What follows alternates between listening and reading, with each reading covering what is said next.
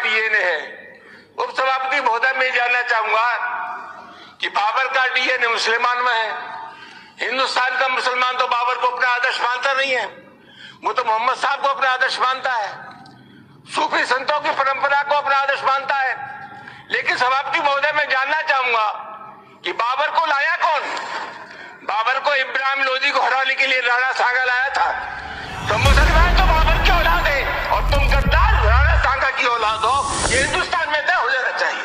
अगर बाबर की तो आलोचना करते हैं, राणा सांगा की आलोचना नहीं करते। ये वीडियो उनके लिए है जो राणा सांगा को एक गद्दार कहते हैं या फिर उनको गलत समझते हैं। राणा सांगा 16वीं शताब्दी के एक महान वीर और पराक्रमी योद्धा थे। राणा सांगा तो इतने वीर थे कि युद्ध करते करते अपनी एक आंख, हाथ और पैर खो दी। शरीर पे 80 से अधिक जख्म थे, फिर भी उन्होंने अपना पराक्रम नहीं खोया। राणा सांगा मेवाड़ में 1509 से लेकर के 1528 तक राज किया, शासन किया। वो इतने पराक्रमी और इतने वीर योद्धा थे, इससे आप अंदाजा लगा सकते हैं कि उन्होंने इब्राहिम लोदी को 18 बार युद्ध में हराया। विदेशी आक्रमणकारियों के खिलाफ जितने भी राजपूत थे उस टाइम देश में, सबको एकजुट किया ताकि भारत को विदेशी आक्रमणकारियों से बचाया जाए। उन्होंने दिल्ली, गुजरात, मालवा को मुगल शासकों के आक्रमण से अपने राज्य की रक्षा की। राणा सांगा उस समय के सबसे शक्तिशाली राजाओं में से एक थे। पूरब से लेकर के दक्षिण तक में उनका साम्राज्य फैला हुआ था। उन्होंने राज किया और सबसे शक्तिशाली राजा के रूप में जो है तो उभर के आए थे। राणा सांगा का असली नाम महाराणा संग्राम सिंह था। राणा सांगा उदयपुर में सिसोदिया राजपूत राजवंश के राजा थे। उन्होंने अपनी शक्ति के बल पर मेवाड़ साम्राज्य का विस्तार किया। राणा सांगा ने इब्राहिम लोदी को खतौली और बाड़ी के युद्ध में 2 बार परास्त किया, 2 बार हराया और उसी टाइम उन्होंने अपनी एक आंख और एक पैर जो है तो खो दी। फिर भी उनकी वीरता नहीं गई। उनके शरीर पे अनगिनत घाव होते थे, अनगिनत चोटें होती थी, फिर भी वो हार नहीं मानते थे और युद्ध करते थे, अपने साम्राज्य का विस्तार करते थे। और इससे आप अंदाजा लगा सकते हैं कि वो कितने वीर और कितने शक्तिशाली थे।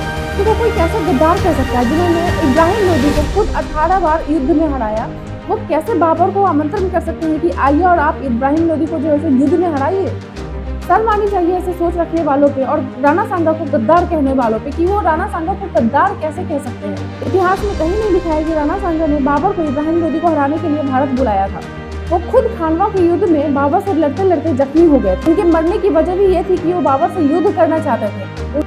उनके अपने ही सरदारों ने उन्हें जहर देकर के मार दिया क्योंकि वो बाबर के विरुद्ध युद्ध करना चाहते थे और उनके अपने सरदार और अपने लोग जो है सो युद्ध करना नहीं चाहते थे। तो जो इंसान बाबर के खिलाफ खुद युद्ध करना चाह रहा हो वो बाबर को कैसे आमंत्रित करेगा कि आप आइए और इब्राहिम लोदी से युद्ध लड़िए और भारत पे शासन कीजिए? ऐसा बिल्कुल भी नहीं है। जिन्होंने अपने जख्मों के बारे में कभी नहीं सोचा, युद्ध करते रहे, अपनी एक आंख खो दी, अपने एक हाथ खो दिए, पैर खो दिए, फिर भी युद्ध करते रहे, जिन्होंने अपनी पूरी जिंदगी देश के लिए कुर्बान कर दिया, विदेशी आक्रमणकारियों से अपने देश को बचाए रखा।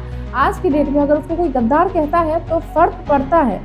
और राणा सांगा जैसे महावीर पराक्रमी योद्धा को, पराक्रमी शासक को अगर कोई गलत पड़ता है तो देश को फर्क पड़ना चाहिए, क्योंकि उन्होंने हमारे लिए बहुत कुछ किया है। जिन्होंने 18 बार इब्राहिम लोदी को हराया और वो 46 साल की उम्र में इसलिए मरे क्योंकि वो बाबर से युद्ध करना चाहते थे। उस इंसान को देश का गद्दार कैसे बताया जा सकता है? शर्म आनी चाहिए उस इंसान को जो राणा सांगा को गद्दार बता दे। इस पे आपकी क्या ओपिनियन है प्लीज कमेंट करके जरूर बताएं। इस वीडियो को ज्यादा से ज्यादा शेयर करें ताकि जो राणा सांगा को गद्दार कहता है या फिर गलत कहता है उसको सही आंसर मिल सके। मिलते हैं मैं आपसे नेक्स्ट वीडियो को, तब तक के लिए जय हिंद।